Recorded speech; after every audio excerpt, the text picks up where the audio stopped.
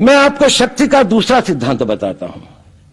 मुझे नहीं मालूम कि यह सिद्धांत मुझे बताना चाहिए या नहीं, मुझे यह भी नहीं मालूम कि यह सही है या नहीं, लेकिन क्योंकि मैं इसको मानता हूं और मुझे मालूम है कि इसके बारे में कई लोग जिनके हायर मॉरल वैल्यूज हैं शायद न भी समझते हो या न भी वो रखते हो, लेकिन एक मेरा विचार है, चाहे तो इस पर विचार करें।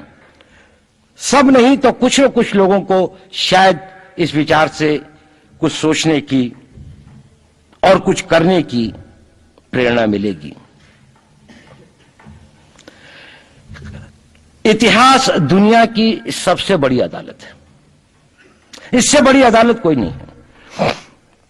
सुप्रीम कोर्ट में क्या हुआ, हाई कोर्ट में क्या हुआ, लड़ाई के मैदान में क्या हुआ, इलेक्शंस में क्या हुआ, ये सब बातें आती हैं चली जाती हैं, बाद में रह जाता है केवल इतिहास। और इतिहास का निर्णय हमेशा उसके पक्ष में गया है जो शक्तिशाली था। इसने कभी उसका साथ नहीं दिया जो न्याय के साथ था, जो सही था। अगर ऐसा होता तो दिल्ली में बाबर रोड होती है, बाबर रोड है लेकिन राणा सांगा रोड नहीं है, क्योंकि बाबर आया, विजयी हुआ, राणा सांगा हार गया। भारत की हिंदूशाही किंगडम अफगानिस्तान से होती सिकुड़ती सिकुड़ती सिकुड़ती यहां तक नहीं आ जाती। हमने किसी पर आक्रमण नहीं किया, हमने किसी के जीवन मूल्यों को नष्ट नहीं किया, हमने किसी के धर्म ग्रंथों को और धर्म स्थानों को नष्ट नहीं किया। शायद हम न्याय संगत थे, शायद सत्य भी हमारे पक्ष में था, लेकिन शक्ति हमारे साथ नहीं थी। इसलिए इतिहास ने हमें उसकी सजा दी। इतिहास ने हमेशा उनको सजा दी जिन्होंने विचारों को कर्म से और न्याय को शक्ति से अधिक महत्व दिया। अब मैं ये नहीं कह रहा हूं कि उसको उसकी तिलांजलि कर देनी चाहिए, ये नहीं है कि न्याय का अपना महत्व नहीं है, लेकिन यदि कॉन्फ्लिक्ट ऑफ इंटरेस्ट हो तो शक्तिशाली बनना ज्यादा आवश्यक है। भारत धर्मगुरु भी तभी बनेगा जब एक शक्तिशाली भारत का निर्माण होगा। जिन लोगों ने भारत के ऊपर आक्रमण किया, भारत के ऊपर राज किया, इस प्रकार से राज किया कि राज करते वक्त, जाते वक्त अपने गुलामों से कह दिया कि तुम राज कर लो, हम तो जा रहे हैं, तो यहां पर गुलाम वंश भी बन गया। अगर हम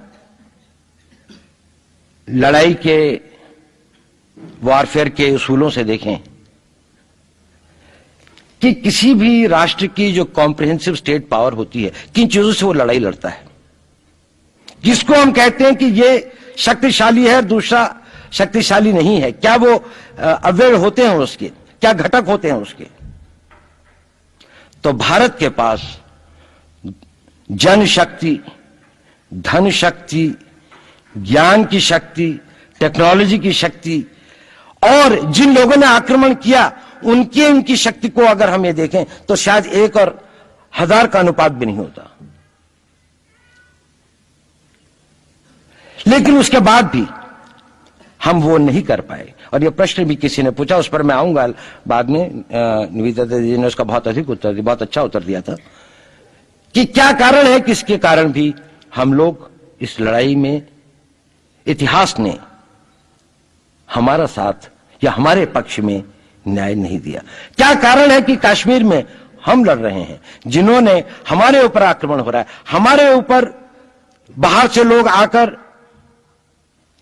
वायलेशन हमारे बॉर्डर का करते हैं, इन्फिल्ट्रेटर्स हमारे यहां आते हैं, जबकि पूरा का पूरा कश्मीर भारत का भाग है, अभिन्न भाग है। कानून के अनुसार वहां के राजा ने यह हस्ताक्षर किए, हमें दिया।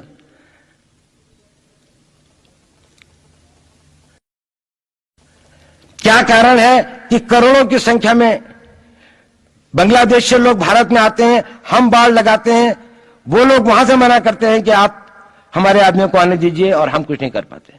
और भारत में 2 करोड़ नागरिक रहते हैं। हम हर एयरपोर्ट के ऊपर में इमिग्रेशन की चेक पोस्ट लगाते हैं कि कहीं पर कोई एक आदमी बिना पासपोर्ट के या बिना वीजा के भारत में प्रवेश न कर जाए। यहां पर लाखों की संख्या में, करोड़ों की संख्या में लोग आते हैं। सुप्रीम कोर्ट भी ये वो करता है कि जिन लोगों ने जो इसके लिए जिम्मेदार हैं, उन्होंने जो काम किया है वो भारत के ऊपर आक्रमण के बराबर काम किया है। और वही सरकार उस सुप्रीम कोर्ट के 25 जुलाई 2005 के निर्णय के 3 दिन के अंदर में एक नया अध्यादेश जारी करके उन सारे के सारे कानूनों को फॉरेनर्स एक्ट के अंदर में इनकॉर्पोरेट कर लेती है, क्योंकि जो वो आईएमडीटी एक्ट था उसको सुप्रीम कोर्ट ने नल एंड वॉइड कर दिया। ये सब बातें हमें सोचने और समझने की आवश्यकता है। एक कारण, मैं ज्यादा चीजों में नहीं जाना चाहता, इतना समय भी नहीं होगा, कि भारत विदेशों से इतना नहीं हारा। अंग्रेजों ने भारत के खिलाफ कोई लड़ाई ऐसी नहीं जीती जिसमें कि अंग्रेजों की फौज में भारतीय सिपाही नहीं थे। चाहे वह पहले बंगाल नेटिव आर्मी थी, 1857 के अंदर में सिखों और गुरखास ने उनका साथ दिया। जब सिखों से लड़ाई हो रही थी तो बाकी लोगों ने उनका साथ दिया। हमेशा नेटिव आर्मी उनके साथ थी। जब जब आक्रमण वेस्ट से हुआ, चाहे वो पार्थियंस थे, चाहे हून थे, चाहे मंगोल आए, बाद में मुगल आए, तो लश्कर कहां बने? वो तो थोड़े से लोग आए थे। लश्कर बने काबुल में, जिस वक्त तो इस्लामाइज भी नहीं हुआ था, लाहौर में, सरहंद में। हिंदुस्तानियों को हराया है तो हमेशा हिंदुस्तान के लोगों ने साथ नहीं दिया देश का। और दर्द है तो केवल इसी बात का। भारत के इतिहास में अगर दर्द केवल इस बात का नहीं है कि विदेशियों ने हमारे साथ क्या किया, उनका तो हम मुकाबला कर लेते।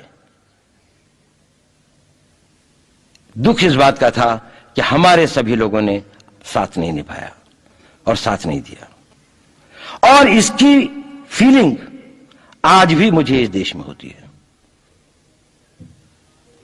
और भारत को आंतरिक बाह्य शक्तियों से जो सबसे बड़ा खतरा है, वो खतरा इस बात का है कि हमारे अपने लोग ही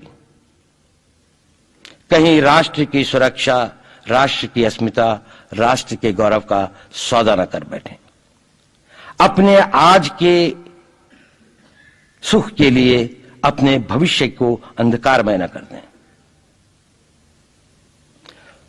और इसके लिए जो जागरूकता चाहिए, इसके लिए जो ताकत पैदा करनी है, वो ताकत केवल समाज के अंदर भी पैदा की जा सकती है। उसको केवल आप लोग कर सकते हैं। वो केवल आज की युवा शक्ति ही कर सकती है।